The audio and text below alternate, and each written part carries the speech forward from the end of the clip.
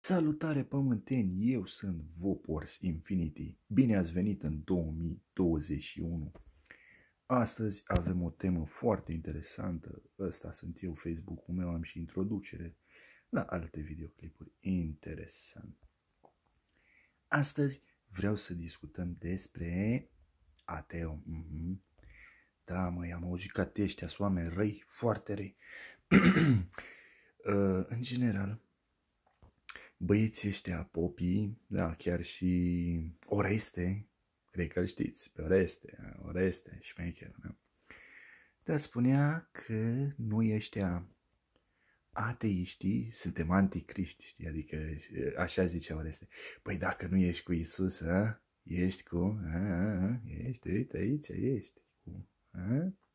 Ce băieți faini sunt preoții ăștia. Bine, Voporsul este un canal care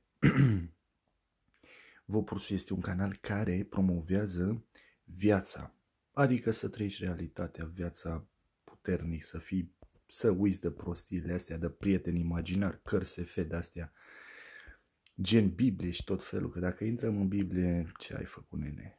Crede și nu cerceta, e foarte mult. Da, hai să vedem ce zic băieții buni de pe ăsta, mă, de pe Wikipedia. Hai că trebuie să ieșim de pe Facebook și intrăm pe Max 5. IGG. Ia să vedem că am scris eu aici Ateu România, ca să fie și cu traducere românește, să nu ne chinuim. Ateism, bla bla bla, uite, ăsta e Einstein, ăsta cine o fi? Ateismul reprezintă într-un sens larg, fii ateu, sens larg aici, respingerea credinței în existența unor zeități. Păi să mă, deci suntem respingători așa noi ăștia, știi? Noi, fai, ce ai făcut? Respingem zei, mă.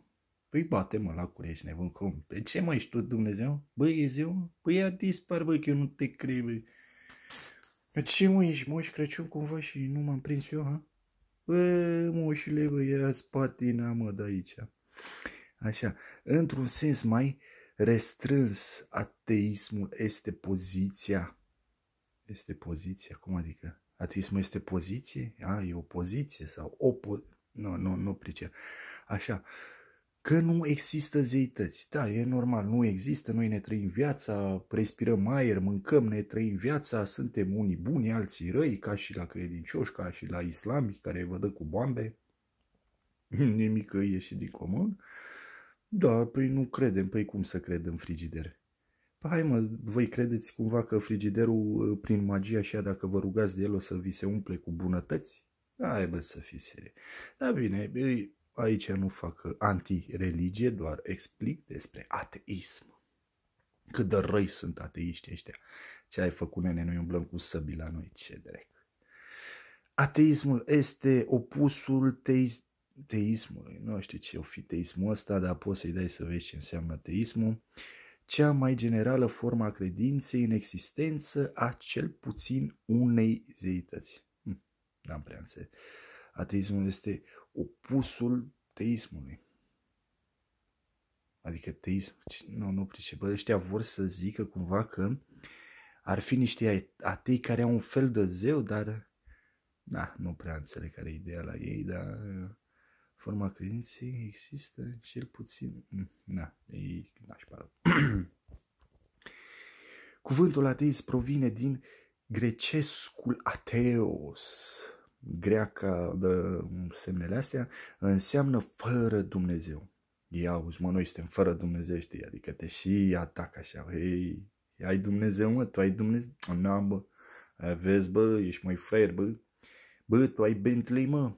Păi eu n-am, frate, n-am, bă. N-ai Bentley, bă, fraiere, bă, ia mărâtule, cumpără-ți, bă, și tu un zeu, fiști tu șmecher, te drecu, mă. Și a fost folosită ca termen pe, ce drecu este, mă, ce drecu, că nici nu înțeleg, peiorativ, bă, dă-te drecu, ce peiorativ ăsta, bă, că n-am auzit de el, în fine, peiorativ, celor care respingeau divinitatea, venerate de majoritatea societății. Da, mă, păi asta vezi, dacă nu are toată lumea Bentley, păi aia ei, mă, îți dai seama, nașpeți, ăia la săraci toți, ori ai Bentley, ori nu mai, bă, ce drec.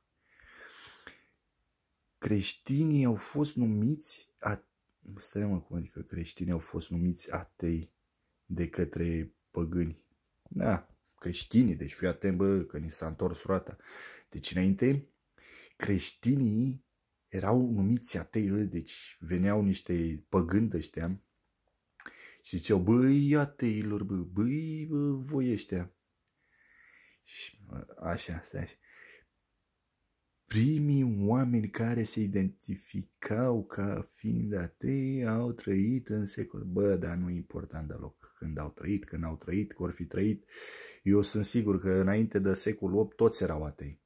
După secolul 8 au înțeles și ăștia scrieri, una alta, nebunie, bang, bang, pe acolo. Și după 18. După secolul 18 au început toate nebunile. De acolo începe istoria. Înainte erau oamenii prin copaci, prin bălării, prin... fiecare cum se descurcă.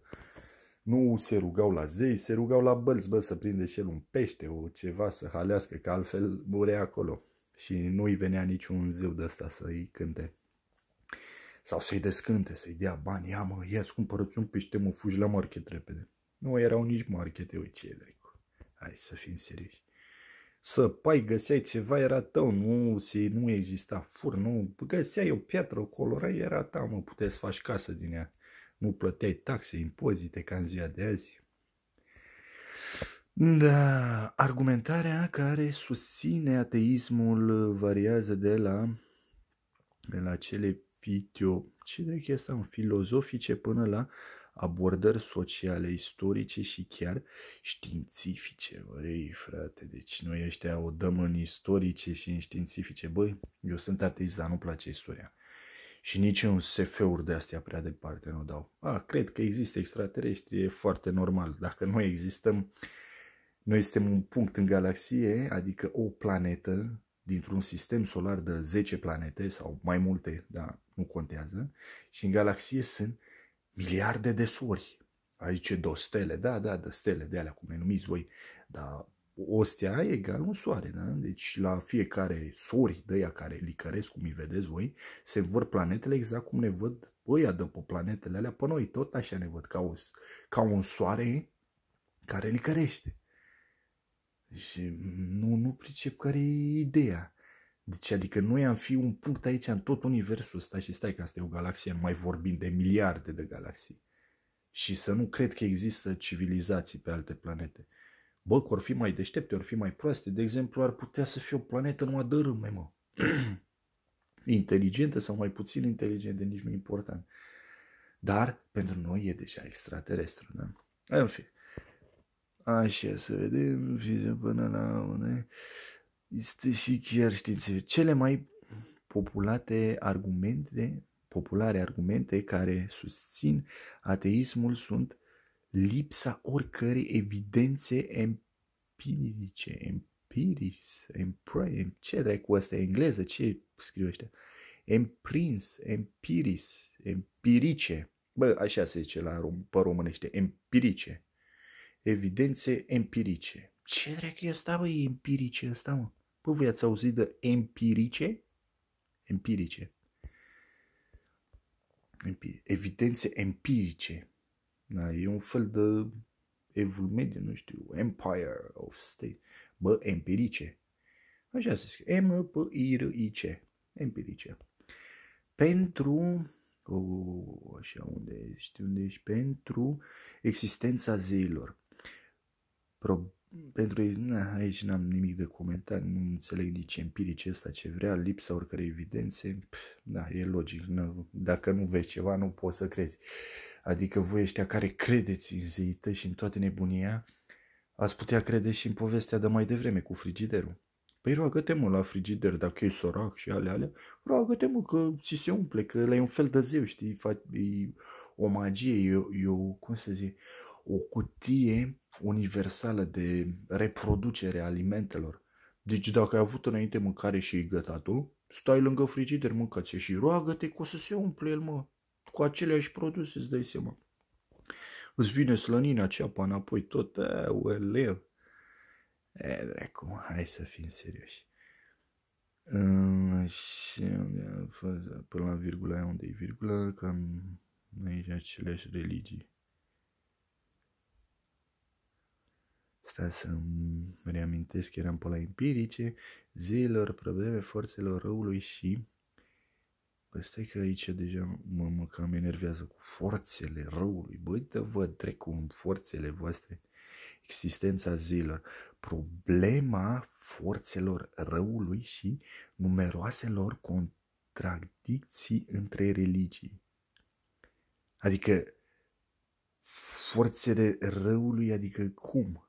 Adică dacă tu nu vii și îmi fuți un par în cap și eu nu sar la gât cu barda, înseamnă că ți-am aplicat o forță a răului sau care e șmecheria? Problemele Păi da, mă, e clar, dar nu contează ce religie ai. Dacă mi-ai făcut o nebunie, îți sar la gât. Și cam în special credincioși ăștia fac. Uită-te la papă, uită-te la toți ăștia. Ne ascunde istoria, alea, nici nu mai... Păi nu trebuie să-i sar la gât să pui mâna pe documentare. Pe documentația de sub Vatican.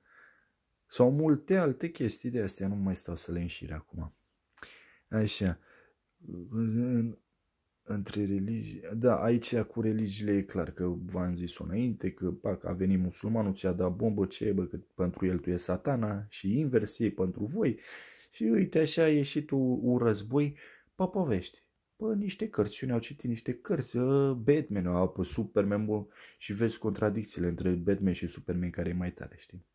Și atunci fiecare dă cu pietre, ouă, cartofi, Batman, Superman, bă, ei. Haide, bă, ce drept. Treziți-vă, bă, la realitate. Vă bate COVID-ul la cur în 2021 încă. Tot nu v-ați trezit. Așa, între religii și în cadrul aceleași religii. Da, și în cadrul religii. Băi, deci voi vă certați și între voi. Deci fii atent aici, băi. Deci vin unii care au citit, adică așa grade mai mari, voi ăștia sărăcile care n-ați citit Biblia sau nu știți să o citiți, sunteți gradul 0-1 pe acolo, pielea 7. Și atunci intervin contradicții de astea, bă, ce știi tu, mă, Avram, bă, tu știi ce a făcut ăla, mă? Bă, de noi, mă, pe l-a dus pinguinii din Antarctica, mă, cățăși. I-a urcat pe vaporaș, Băi, am blânzit lei, mă, și tigri, mă. Au venit ăia tamai din Africa, mă, mâncați. Bă, ce dai, cum ai să fii serii? Povești, hau-hauri de-astea. Da, dacă voi credeți în povești, e frumos. Și eu mă uit la filme SF de-astea, fantezie, acțiune, aventuri de-astea sunt filme, mă. Eu înțeleg că acolo e un rol, un scop. Mă, eu nu pot să scriu o carte care să-mi bat joc de voi credincioși. Păi dacă îmi bat joc de voi credincioși, păi eu pe voi v-am pierdut, nu pot să mulg un cent de la voi. Eu trebuie să vă prostesc cumva, să zic, da, bă, Dumnezeu, ce ai, mă, stau cu el, joc cărți, mă, ești nebun. Da, hai să nu o întind că sunteți nebuni oricum. Așa, măcar care e diferența între un creștin și un ateu? Cum ne faceți voi atei? Și că noi v-am făcut ăștia care erau păgânii, ăia v-au făcut atei, sau ziceau că voi sunteți atei. Hai să facem o diferență. Și că noi ăștia atei, noi nu credem pentru că nu vedem. Iar voi, credincioșii, credeți, dar nu vedeți. Cum vine aia, mă? Păi înseamnă că tu crezi orice, mă. Păi atunci crezi că Dumnezeu stă cu mine la poker, mă, nu vreți să-mi trimite și mie jumate din conturile voastre? Că nu mă bine de că și așa, păi stau cu Dumnezeu, îi zic, uite bă, plic de la Iohannes sau de la Gușteru sau de... Pe ce naiba? Hau-hauri și bau-bauri românești, băi, sătul de voi, mă. Așa, cred că iar am sărit printre rânduri. Mulți atei existența unei divinități este mult mai probabilă decât existența aceleiași. Asta cred că am mai zis odată. Că mulți atei atei susțin că lipsa existenței unei divinități este mult mai probabilă. Măi, adică cum? Ăștia vor să zică că ar exista un Dumnezeu și că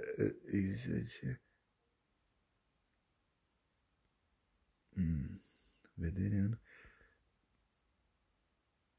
Bă, nu pricep, mă. Deci existenței care trebuie să aducă dovezi în susținerea punctului de vedere. Adică, bă, ăștia cred că există Dumnezeu, numai trebuie să le aduci probe.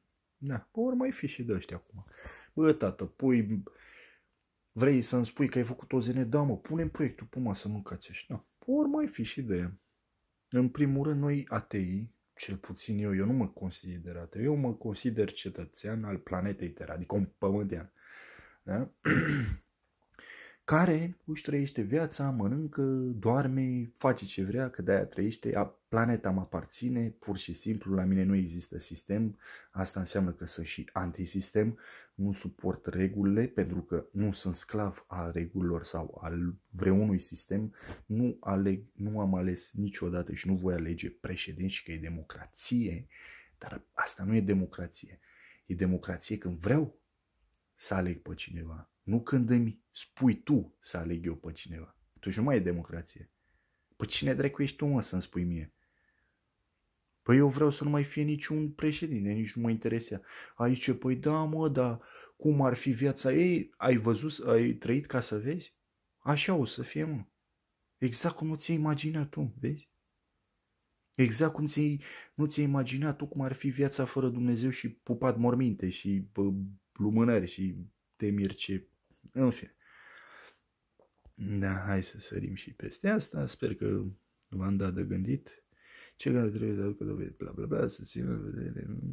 Sunt teiști, pentru că ei sunt cei care afirmă un fapt ca fiind adevărat.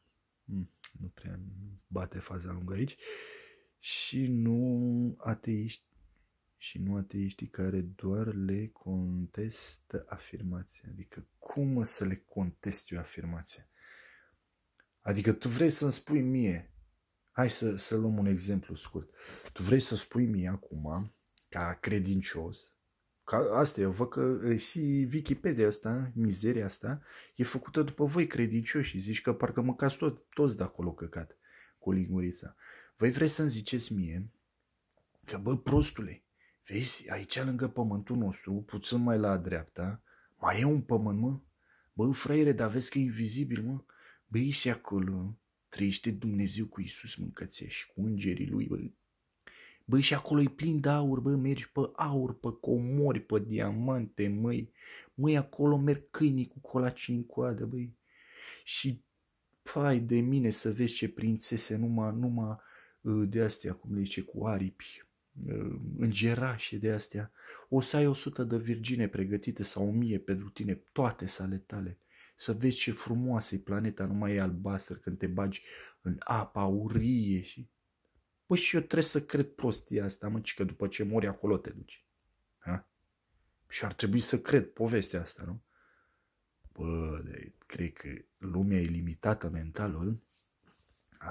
Asta e limitare mentală a pământenilor. Voi încă stați în pom, mâncați banane și vă uitați la stele, mă, ceva de genul ăsta mi se pare. Mi se pare mie că sunteți voi ăștia pământeni. Bine, ai că am sărit și de pe ștrengarul ăsta așa. Cam asta a fost despre ateiști. Să mai vedem că am mai văzut eu aici pe Facebook. Hai să intrăm pe Facebook-ul ăsta unde este. Am postat eu niște prostioare de pe un ateu, unde m-am râs eu foarte, foarte tare. Uite ca de exemplu aici. Și că dar de ce merg în patru lave? Se roagă unei ființe imaginare să le dea ce au nevoie. Ia ăsta la zice, bă, ți-am spus eu că nu sunt inteligent. Ți-am spus eu că-s proști, mă. Asta e că nu vrem asta. Dăm aici pe ăsta. Să mai ne amuzăm de ce mai vedem pe aici. Da, uite. Mai face mișto și de voi, din câte văd animale cu care supraviețuiesc fără da, cam așa. Și creștinii jos aici frumos. Da, uite, cam asta e și logica mea. Ateu în situația de criză. Bă, ăsta își face o plută, își face ceva, se gândește. Iar religiosul stă și se roagă că o să-i vină un dinozaur din apă și o să-l ia așa pe aripi și pac și-l duce la... Da, ce să zic. Inteligent sunteți, mă. Hai, promovezi un pic și canalul lui Ateism România. Și asta e România. Lasă să fie. Deci că 12 ore de operație, iar el îi mulțumește lui să-ți dea chiar și așa, mă. Adică ăștia au muncit ca proști aici 12 ore, îți dai seama, nedormiți, vai de ei, nepișați. Alea, tremurau cu bisturiu în mână și cu toate alea deschise pe acolo și cu pungi cu sânge și aoleu, că voi ăștia credincioși nu cred că ați văzut chestiile astea. Și când se trezește omul din mahmureală după ce l-a cusut și l-a împletit bine, ci că Iisus îți mulțumesc că trăiesc, vai de mine. Da, foarte interesant. Ateii nu îl plâng pe Dumnezeu. Nu pot urâi ceva ce nu există, exact. Deci noi nu suntem anticriști, mă. Noi ateii nu suntem anticriști, cum zice Oreste. Ha? Pot să vi-l pun pe Oreste, dar e mult de căutat videoclip și eu nu vreau să tai nimic din videoclipul ăsta, mi se rupe.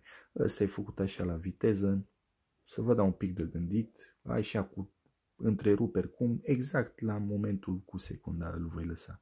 Un fel de live, dar înregistrat cu screen share. Da, deci noi, ăsta e, nu pot urâ ceva ce nu există. Exact. Deci nu ne pasă, mă. Da, noi borâm, de exemplu, când veniți voi și ne băgați că Dumnezeu, că Iisus, că vine Crăciunul, dar ce se întâmplă de Crăciun? Se naște Iisus. Bă, dar ăla se renaște de vreo 2000 de ani, bă, hai să fim serioși, mă. Ce naiba. Aici, da, asta e cam, da. Acoperă-ți genunchii că mâinii pe Dumnezeu. Cum așa? Da. Și a tras pantalonii pe zi sau fuste. Da. E interesantă. Mai sunt și șogorel pe aici. Să nu arunci oasele. Păi normal, mă, că-s moaște, îți dai seama. Asta nu stau să o mai citesc, că nu îmi plac nici mie machiajele. Ci că botezul bebelușului prin scufundare este un obicei tradițional, traumatizant pentru el. Nu încurajați acest obicei de evul medic. Copilul trebuie lăsat să decidă liber în ce să creadă când vor fi maturi. Bă, asta e așa e. Nu să fie însemnați de mic. Bă, asta zic și eu. Băi, hai că cu Ioan Botezătorul, că știți voi, mă. Bă, dar tu pui căldurile alea de prin Egipt, de pe acolo, cu apa asta rece aici. Bă, ăștia-ți băgați vieții copii și iarna, bă, în apele alea reci. Îți dai seama că îl șochezi? Interesantă și asta. Cu marcatul mi se cam rupe marca. E făcut cu ulei, nu e niciun marcaj. E o terchea berghea să-ți ia banii. Ți-a pușcat 2 milioane. Tu ești ateu, nu? Deci poți veni la muncă pe 25 decembrie. Stai că ăsta e Einstein, cine.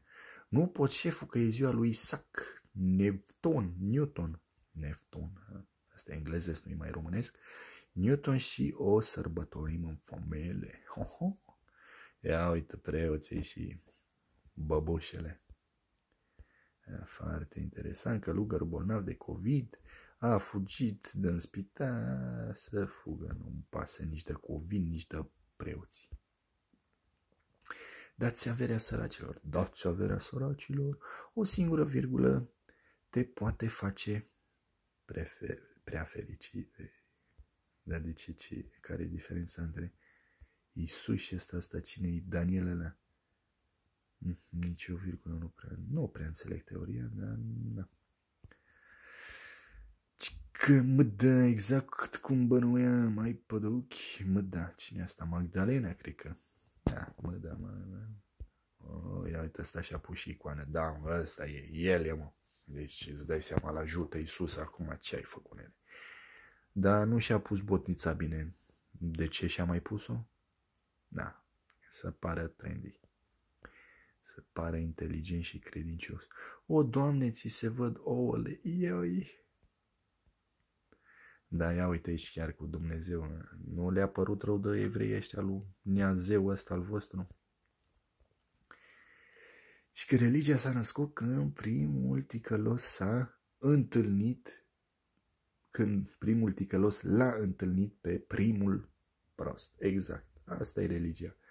M-a venit unul șmecher, ce bă, știu să scriu, știu să alea, cum să-i prostez, mă, pe fraierii ăștia să le iau eu banii. Și primul prost care l-a întâlnit i-a zis, bă, vezi fântâna aia? Da, mă. Bă, s-aude ceva. Păi ce să se audă, mă, e apa. Nu, ăla-i vocea Domnului. Da? Păi cine-i Domnul? Băi, tu nu știi, mă? Nu știu. Ia, mă, cartea asta, ai bani? Păi, am. Ia, dă punga aia încoa. Păi că dă-o, mă, încoapă toată, n-auzi. Citește, băi, și învață că-i Dumnezeu, bă. Acolo în fântână, da.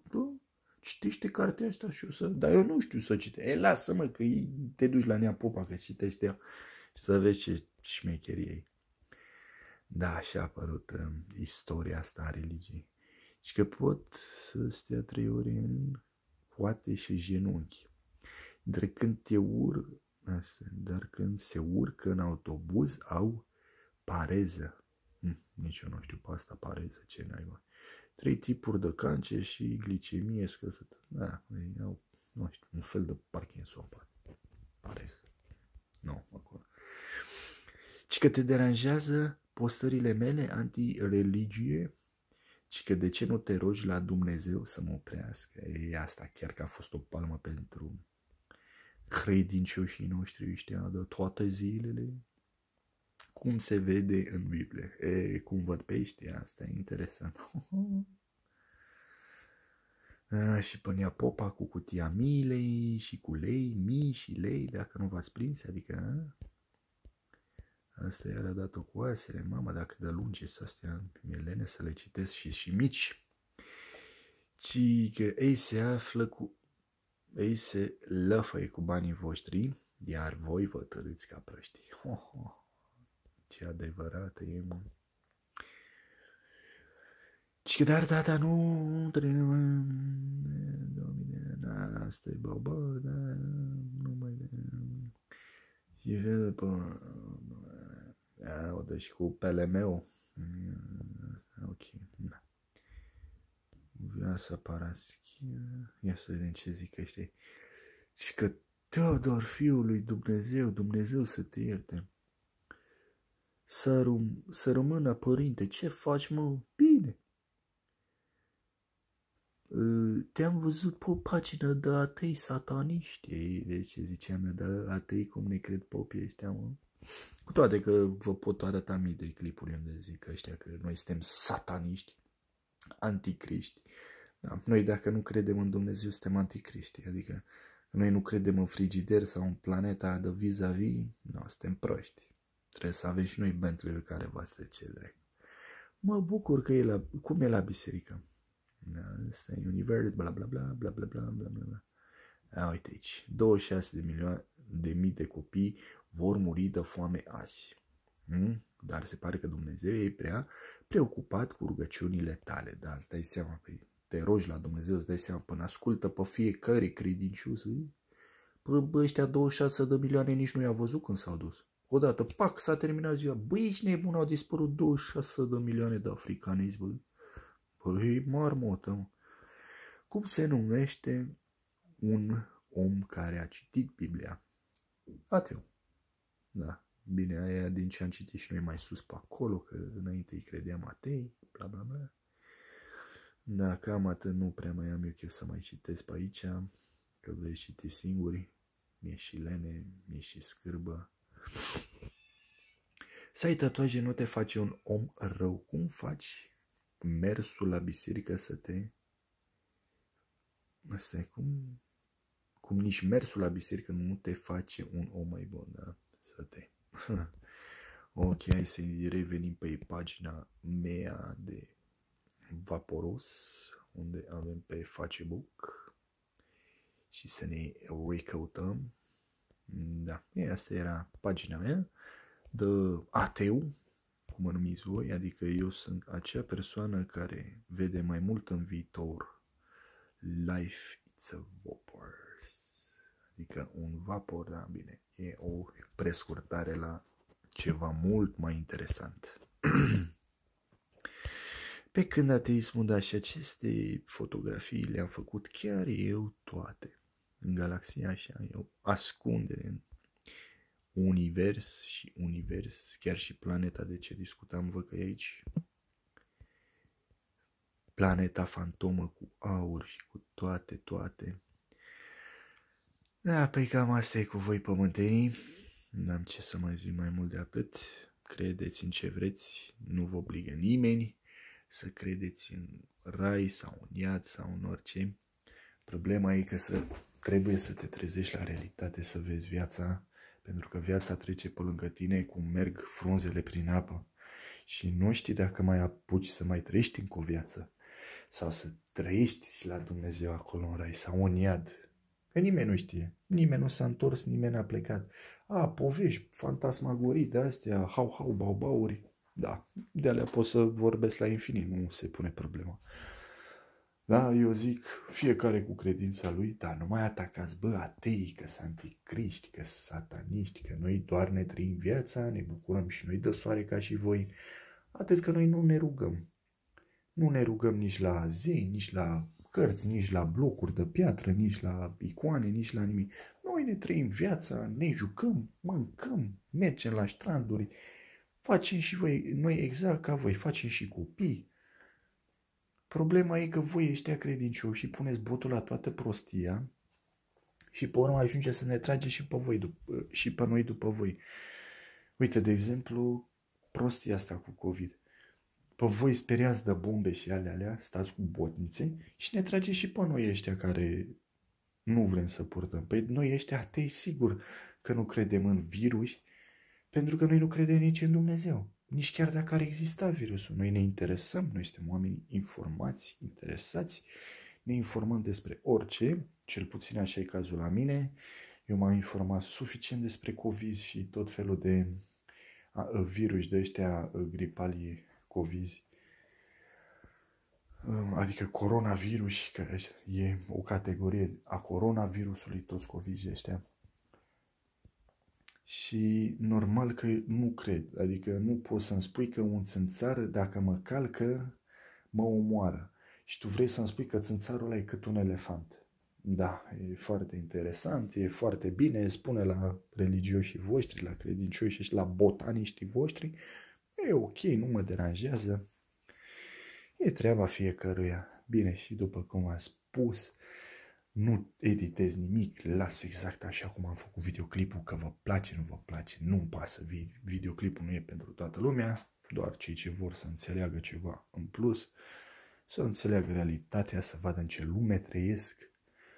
Eu zic că este un filmuleț suficient de bun pentru a-ți deschide puțin mintea la realitate.